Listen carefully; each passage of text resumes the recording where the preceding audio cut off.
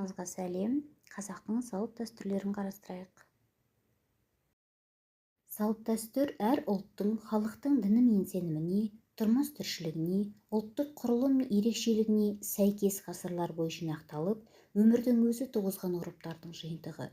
Қауым мен қоғамда қалыптасқан мінез-құлықтың үлгілері, күнделікті қолданыста бір мәдени топты екіншісінен айыратын және бейресми жолмен реттейтін қабылданған мінез-құлық ережесіне немесе әлеуметтік әрекеттерді жөнге келтіретін терминге жатады.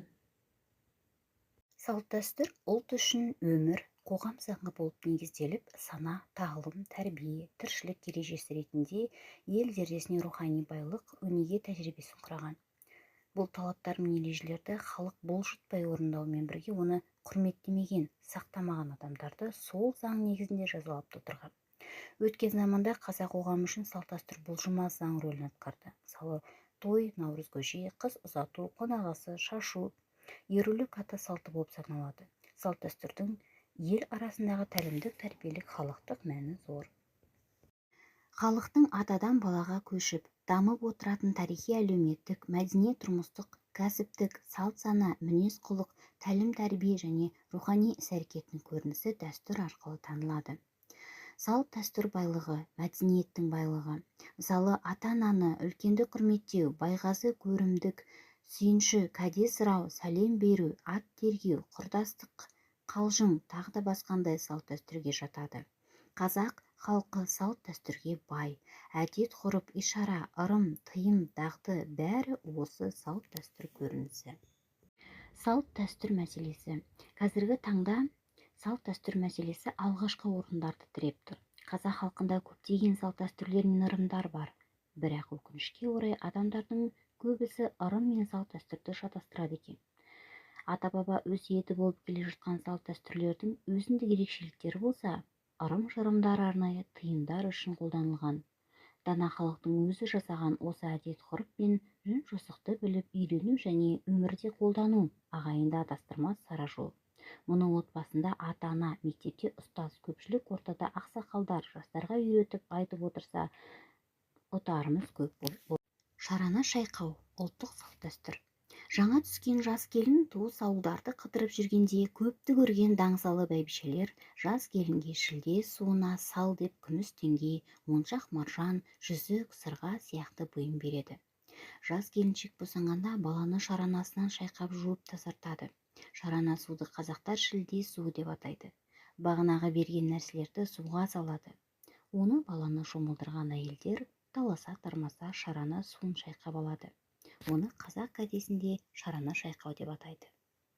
Кіндік шеше, әйел босанғанда көмек көрсетіп нәрестенің кіндігін кесетін әйел.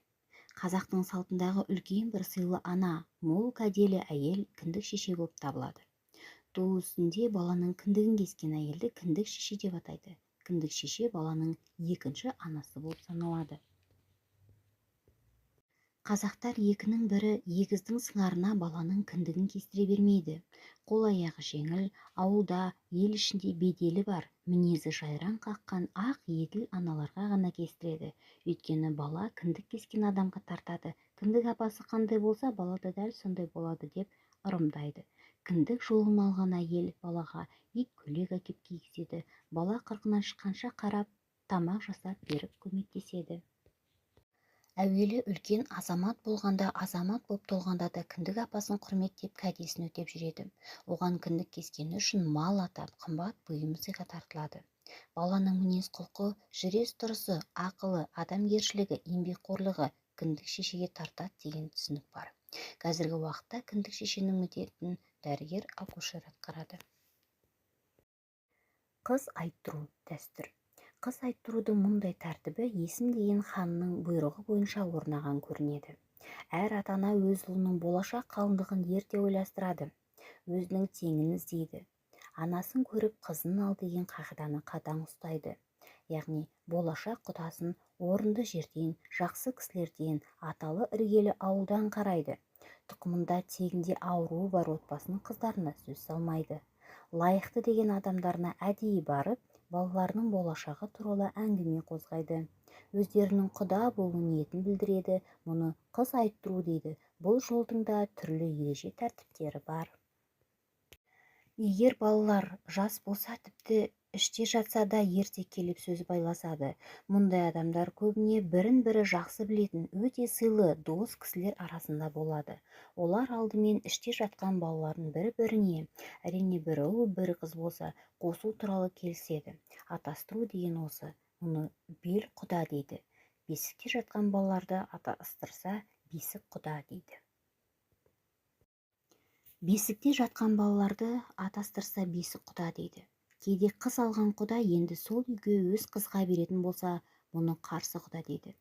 Бұрын құда болған кісілер құдалықты тағы жалғастыратын болса, оны сүйек жаңғырту деп атайды. Қыз бойжеткен, ұл ержеткен жағдайда екі жасты қосу, құда түсу арқылы. Қазақтың ертеден белгіленген заңы бойынша 7 атадан бері қыз алыспайды. Некелік ережеде әйел күйеуден 8 жас, еркек әйелден 25 жас үлкен болса, қосылуға рұқсат етілмейді. Әрине, әмеңгерлік жолда бұл шектеуге қарамайтын жайлар да бола береді. Қыз айттыру, баталасу, жас отаудың беріктігін, сенім мен сыйластықтың негізін қалайды. Табалдырық аттау ұлттық дәстүр.